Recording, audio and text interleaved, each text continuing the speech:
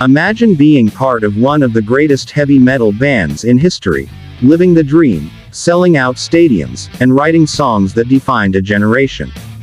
But behind the roaring guitars and thunderous drums, there's a storm brewing, and at the center of it all is one man, Lars Ulrich.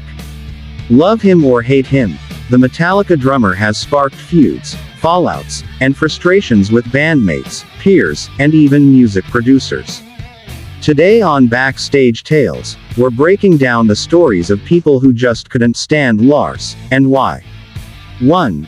Jason Newsted, the bassist who walked away. Former Metallica bassist Jason Newsted left the band in 2001, but the seeds of his departure were planted years earlier. After starting a side project called Echo Brain, Jason found himself in hot water with Lars. Ulrich pulled him into a meeting, essentially scolding him, "You're in Metallica now. You do understand that, right?" Newsted was crushed, breaking down in front of his bandmates and apologizing. But deep inside, the damage was done. In hindsight, Lars admitted that his reaction came from resentment. He wasn't mature enough at the time to handle the idea of Newsted finding creative fulfillment outside of Metallica. Looking back, Ulrich confessed he finally appreciates every moment Jason gave to the band. But for Newsted, the conflict was too much, and it ultimately led to one of Metallica's most painful lineup changes. 2. Steve Thompson, the producer who hated the mix. When fans talk about Metallica's And Justice for All album from 1988, there's one big complaint: the bass guitar is nearly impossible to hear. The album's co-mixer, Steve Thompson, blames Lars for that. According to Thompson, Ulrich brought in his own detailed EQ chart for how he wanted the drums to sound.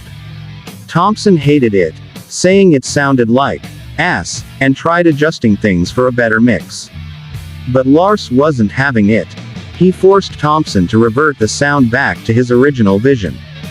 Thompson even admitted that he pushed the bass levels so low it was almost inaudible, partly as a joke.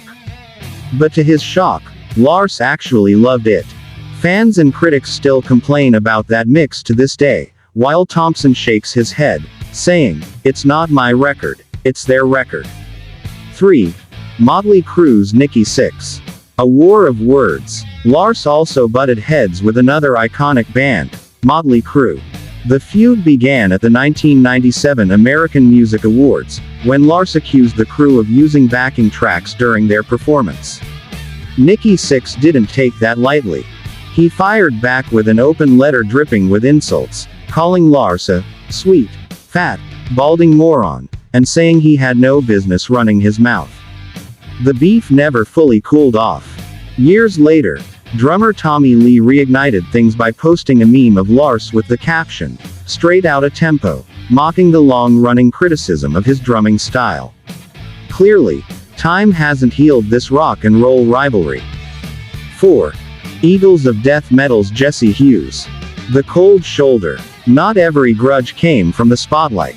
For Jesse Hughes, frontman of Eagles of Death Metal, it was personal. In a 2009 interview, Hughes recalled meeting Lars as a fan. He walked up, gushed about how much he loved Metallica, and Lars just ignored him. Didn't even acknowledge him. Half an hour later, when Hughes was introduced again, this time as a fellow musician, Lars suddenly acted like he thought the band was rad. The fake friendliness pushed Hughes over the edge. He later admitted the only thing he wanted to do in that moment was kick his ass. 5.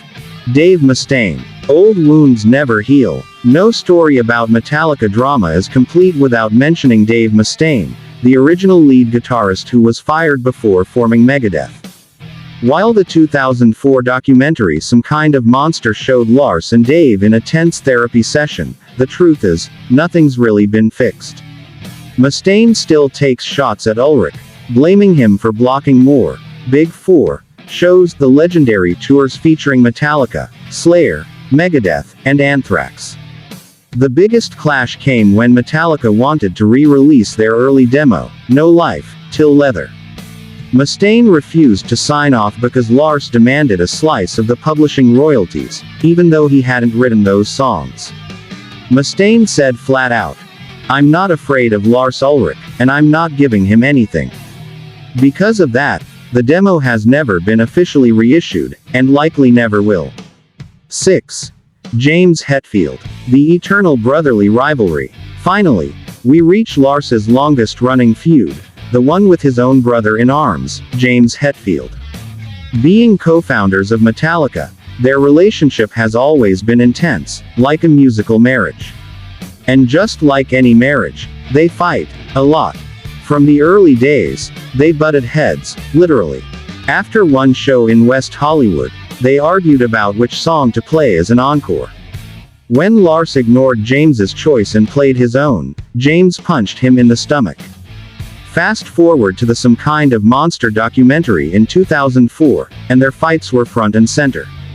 At one point, Lars screamed a profanity in James's face during a heated argument about creative control. Even in 2016, tensions resurfaced during the recording of Hardwired to Self-Destruct. Lars kept criticizing James's riffs until the two stopped talking for an entire week. Yet, despite the clashes, James and Lars remain the backbone of Metallica. Their constant tension may even be part of what keeps the band alive and evolving after 4 decades. So there you have it. Jason Newsted, Steve Thompson, Nikki Sixx, Jesse Hughes, Dave Mustaine, and James Hetfield. 6 people who've had their patience tested by Lars Ulrich. Some walked away, some still hold grudges, and some just laugh about it now. But love him or hate him, Lars has shaped Metallica's legacy and rock history like no one else could. What do you think? Is Lars a misunderstood genius, or just the guy everyone loves to hate? Drop your thoughts in the comments below. And if you enjoyed this breakdown of rock feuds and behind-the-scenes drama, make sure to like, subscribe, and hit the bell so you don't miss a beat. This has been Backstage Tales, where rock history lives. God bless.